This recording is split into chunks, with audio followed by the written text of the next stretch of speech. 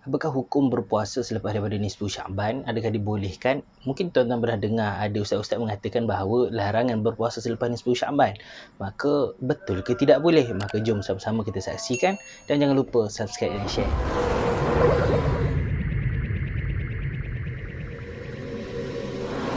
Assalamualaikum warahmatullahi wabarakatuh. Alhamdulillah thumma walhamdulillah. Jom sama-sama kita berbincang berkenaan dengan hukum berpuasa selepas daripada nisfu Sya'ban. Selepas daripada 15 Sya'ban, adakah kita masih dibolehkan berpuasa ataupun tidak? Apakah hukumnya? Adakah masih sunat ataupun haram atau makruh? Maka jom sama-sama kita bincangkan. Pada video sebelum ini, saya ada menerangkan berkenaan dengan amalan pada malam nisfu Sya'ban. Manakala pada video kali ini saya akan terangkan pula berkenaan dengan hukum berpuasa selepas daripada nisfu Sya'ban. Adakah dibolehkan? Apakah hukumnya? Maka jom sama-sama kita ketahui. Untuk menjawab kepada persoalan ini, untuk menjawab kepada hukum ini, maka kita perlu berbalik kepada dalil hadis Nabi Muhammad SAW. Ada satu hadis Nabi Muhammad SAW daripada Abu Hurairah yang mana Nabi berkata, "Idza tasafa Sya'ban fala tasumu." Apabila tiba pertengahan bulan Sya'ban, fala tasumu, maka janganlah kalian berpuasa. Manakala dengan lafaz yang lain, Nabi bersabda, "Idza kana tasafa min Sya'ban fala sawma hatta yaji'a Ramadan." Apabila tiba pertengahan bulan Sya'ban, maka tidak ada puasa sehingga datangnya bulan Ramadan. Pada hadis ini, kedua-duanya hadis yang saya bacakan ini adalah hadis yang disahihkan oleh Imam Tirmizi dan disahihkan oleh Imam Ibn Hibban. Maka hadis ini adalah hadis yang sahih.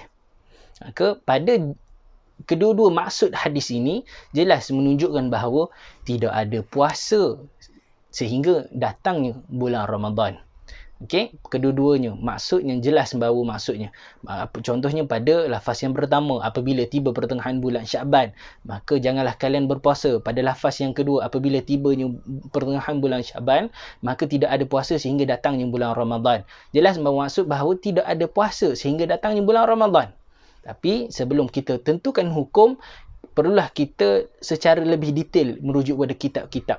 Kerana ulama hadis menerangkan, membahaskan berkenaan dengan maksud-maksud hadis yang disampaikan oleh Nabi Muhammad SAW, menghuraikan secara detail.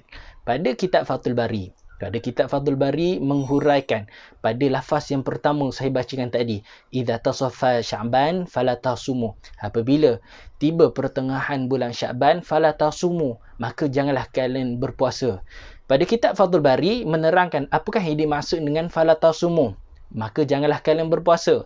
Yang diterangkan pada perkataan ini adalah merujuk kepada golongan yang bukan menjadi kebiasaannya untuk berpuasa. Golongan-golongan yang tidak biasa berpuasa sunat sebelum ini, tak kisahlah pada bulan Sya'ban ataupun sebelum-sebelumnya, dia bukan terbiasa dengan berpuasa, maka dialah termasuk dalam golongan fala tasumu, maka janganlah kalian berpuasa.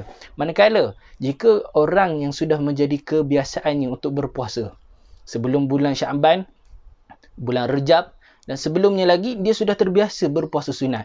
Contohnya Isnin Khamis, dia sudah terbiasa dengan berpuasa sunat, maka golongan seperti ini adalah golongan yang dibolehkan untuk berpuasa pada 15 terakhir Sya'ban. Selepas nisfu Sya'ban dia boleh berpuasa lagi. Kerana apa? Sebab sudah menjadi kebiasaannya untuk berpuasa sunat. Begitu juga dalam kitab Al-Muqtama' Fiqh Asy-Syafi'i. Ulama mazhab Syafi'i menerangkan pada kitab Al-Muqtama' Fiqh Asy-Syafi'i ini menunjukkan bahawa hukum haram atau makruh kepada orang yang bukan menjadi kebiasaannya untuk berpuasa. Orang yang tidak terbiasa berpuasa sunat, tiba-tiba nak berpuasa pada 15 terakhir Sya'ban, maka dialah golongan yang tidak dibolehkan berpuasa. Saya bagi contoh supaya kita lebih jelas. Contohnya, Makcik Kiah. Makcik Kiah sudah terbiasa berpuasa Isnin Khamis sebelum ini. Maka adakah Makcik Kiah boleh berpuasa selepas 15 Sya'ban? Jawapannya adalah boleh. Sebab apa? Sebab Makcik Kiah sudah menjadi kebiasaannya untuk berpuasa. Maka dia tergolong dalam golongan yang dibolehkan. Contoh yang kedua, Leha. Leha ni anak Makcik Kiah. Leha ada 3 hari lagi tinggal untuk qada puasa. Adakah Leha dibenarkan untuk qada puasa pada 15 terakhir Sya'ban? Semestinya boleh. Sebab apa? Sebab qada puasa adalah perkara yang wajib digantikan. Maka tidak kisahlah 15 terakhir Syaban, maka itu adalah perkara wajib, dia perlu settle cepat-cepat. Okey, jadi saya rasa kesimpulannya itu menunjukkan dengan jelas bahawa hukumnya adalah dibolehkan jika kita sudah terbiasa berpuasa sunat, tidak dibolehkan jika kita bukan golongan yang terbiasa berpuasa sunat. Okey, jadi tidak ada masalah pun orang yang sudah terbiasa nak berpuasa pada 15 terakhir Syaban, tidak ada masalah. Cuma nasihat saya, jika kalian ingin berpuasa selepas daripada 15 Syaban, nasihat saya adalah sehari atau 2 hari sebelum Ramadan, kalau boleh ambil cuti daripada berpuasa. Sebab apa?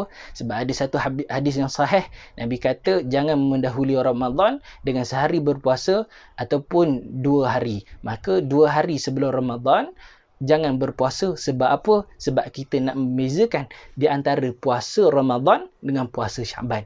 Itu saja nasihat saya. Saya rasa video kali ini jelas menunjukkan apa hukum untuk berpuasa selepas daripada nisfu Syaban.